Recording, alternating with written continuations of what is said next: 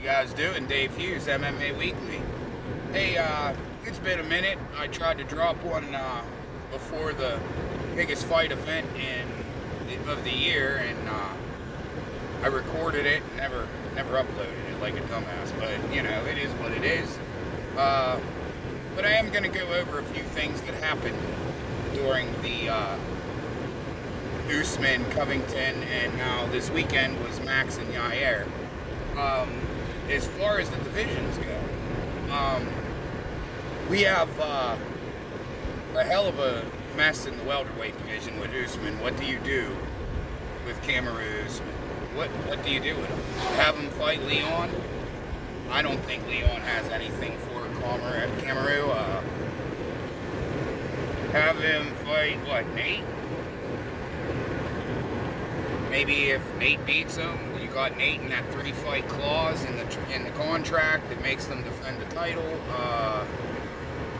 I don't know what to do with him. I mean, the Nate Diaz fight would be a fun fight for him. I think the Leon Edwards fight's going to be a hell of a fun fight. I think it's going to be jab, sometimes takedown. You know, pretty much is what it's going to be. But the big problem also is the featherweight division. Do you guys want to see another Max Volkanovski fight? Is that something that, I mean, I can watch them every day. I love watching these two go at it. I believe Max won the last one. It's something that has to be addressed. That's for sure. Dana said Monday or Tuesday. Excuse me. They're going into the war room. And they're going to go over these kind of things. The best fight of the year, maybe of the last couple of years, to be honest, was Chandler and Gagey. That lightweight division, man, it's something else. It's a banger of a division.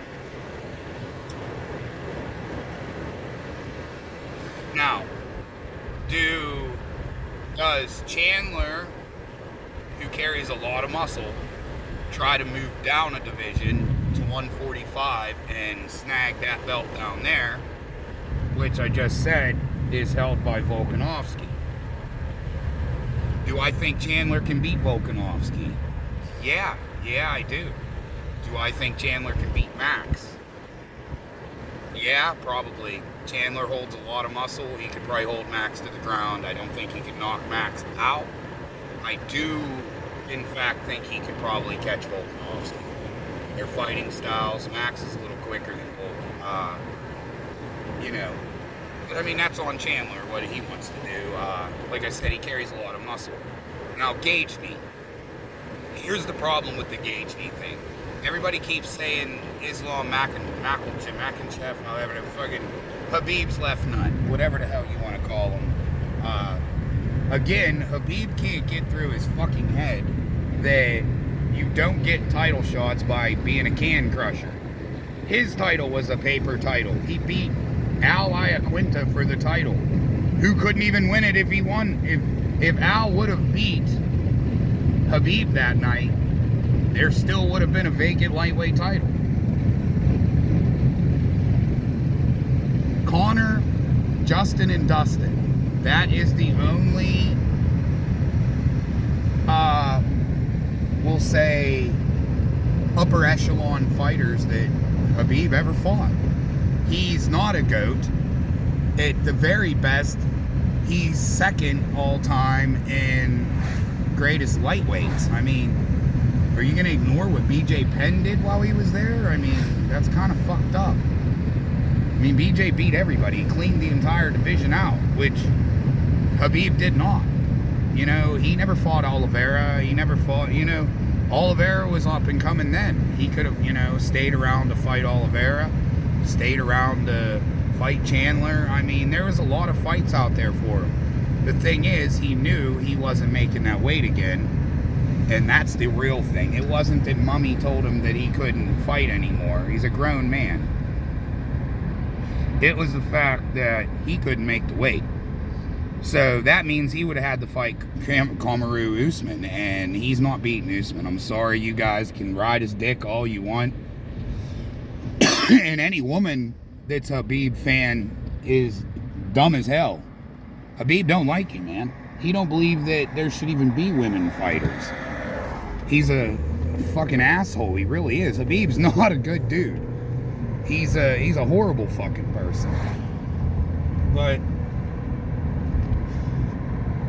and I mean, he wants to make fun of women and gay people and all that, and the kind of shit he does with his buddies is kind of gay. Just saying. So the next time Habib wants to fuck with gay people and act like it isn't a thing, he maybe needs to not sit in a bathtub with a bunch of naked dudes. I mean, that's kind of gay. But back to the task at hand here. Lightweight division. If Dustin beats Oliveira, Justin 2, Oliveira Justin. If Dustin pulls off or gets stunk on and loses, and Oliveira catches him in a submission, which, let's face it, can happen. I mean, Habib submitted him, and Habib's not Oliveira on the ground when it comes to submissions. I mean, Habib, I will give him, is the best ground grappler of all time. There is no denying that. And, I mean, Mark Coleman, the godfather of ground and pound, you can't forget about him, but Habib just is another level entirely. It's just, that is his only game. He's not very good at stand-up. He's got an awkward stance, and all. I mean, he'd be hard to, But if he'd have stayed standing with Justin, it'd have been a wrap. That's for sure. As far as Oliveira Justin,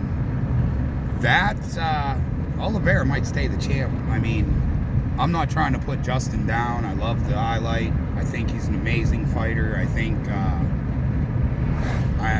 he's the recipe of chaos. He really is.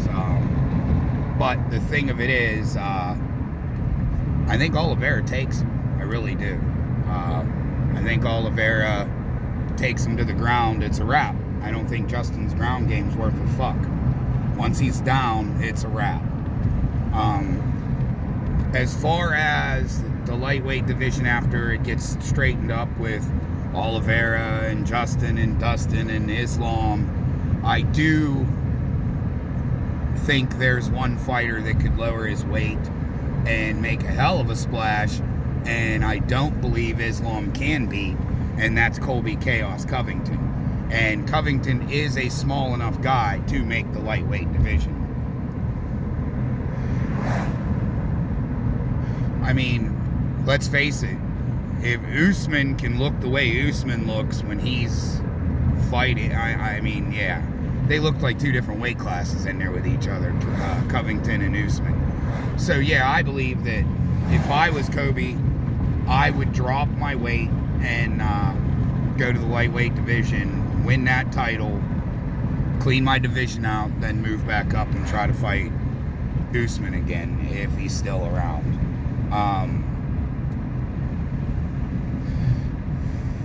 I think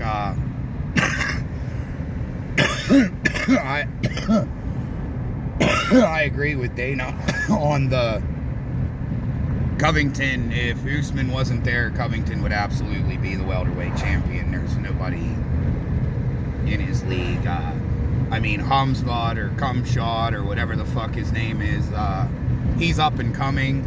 We'll see. He's going to fight Gilbert Burns next in January. I believe the 22nd it was announced. He beats Gilbert Burns. Yeah, I mean, that's definitely a recipe for a title shot. I mean, Burns is legit. I hope Burns is smart enough to use his jiu-jitsu and anti-wrestle him, if you would. Chandler, I believe, calls it that. Anti-wrestling or something, or anti-jiu-jitsu wrestling. But that's my take on it all. Couple little shit stains going on this weekend too. Herb Dean stopping a fight a little early with Ben Rothwell. I don't know the guy's name Rothwell was fighting, but Rothwell was rocked good. I may have let it go until it was a real wrap, but I mean, was it a good stoppage or a bad stoppage? I mean, yeah, it's a bad stoppage, and Herb's my favorite ref. If I was a fighter, I'd want Herb Dean. I'm a little amazed that Herb was going to stop it so quick on Rothwell, who has proved in the past he is a very durable fighter and absolutely able to take a beating and come back, so to speak. He really didn't give him that opportunity. He was rocked. He was getting beat up pretty good, and he dropped and went for a leg, and, you know, they stopped the fight. But as he's getting rocked on his feet, Herb goes to step in and grabs a hold of the other fighter and lets go. And then it goes to the ground, and the fighter looks at him and says, "Do you want me to stop?" And Herb's like, "Yeah, it's over." So watch the fight, see your opinion, comment, like, subscribe, whatever you gotta do. My algorithm's shit anyway, so they ain't gonna tag me for anything.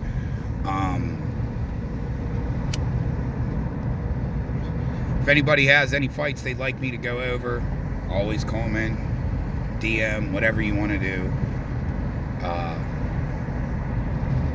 The fight's coming up now. I believe the end of the year fights. We've got a heavyweight title fight coming. We have, I don't know who Izzy's going to fight next. That guy that knocked Izzy out in kickboxing's in the UFC now. So, a couple more fights. We'll see how he goes. He had a nice little knee knockout here last weekend. Max and Yair, an amazing fight. It seems like every weekend the UFC is putting on one of the best fights I've ever seen. I mean, there was I think last I checked, of 11 fights, 9 were KOs. So that was this weekend. 11 fights, 9 knockouts, 2 decisions. And yeah, and the main event was a decision. So it wasn't Max or Yair who had one of these 9 knockouts. It was the undercards. I mean, great fights. They really were. Congrats to the UFC for putting on such. Sean Shelby's proven to be a hell of a lot better matchmaker than the other douchebag. Like I said, hopefully Colby will go down to lightweight. If he does, you heard it here first. But let me think. I think that's pretty much to wrap up everything in the last couple weeks. John Jones training with Henry Cejudo. DC was a little shitty about it, to go into the drama part of the sport, I guess, so to speak. But yeah, it was DC was none too happy about Jones training with Cejudo. He thought him and Cejudo were better than that. I don't know why it matters. I think that's a great match for Jones. Henry can teach you just a lot of things that other people, like he said, his mind was blown after all these years. That, you know, Henry's got a different thing, but then again, Wei Li Zhang didn't do any better against Rose. She still fucking lost, so it is what it is, guys. I mean, she didn't do any better. I'd like to see him go to with Gagey and Usman and those guys. And Trevor Whitman's a fucking genius. You see what he does with his guys, but then again, Trevor Whitman is a stand-up coach when it comes down to it. So it'd be nice to see him wherever Jones ends up. One thing that no one can take from Jones is he works hard. Whether you call him a cheater, the Pico bullshit, DC's bullshit, all that shit aside, he's still the GOAT. He's still proven himself time and time again. He works his ass off. He goes out and does his business. Nagano, I wish he would take the Stipe fight first. I really do. Or at least weigh in. Dana should have him weighing in against Nagano Gain. in case one of them would drop out, it's still a title fight. If Ngannou drops out, he fights Cyril Gane, and he's the interim champion. So he'll still get a title. So he'll still be known as a 2-division champion, even if he does not beat Ngannou. But I think Jon Jones' whole thing here is one and done. Unless he goes out there, takes Ngannou down, puts him in an arm triangle, and that's a wrap. I believe that Jones 1, maybe 2 at the most fights in the heavyweight division, and that's no more Jon Jones. So, as always, God bless.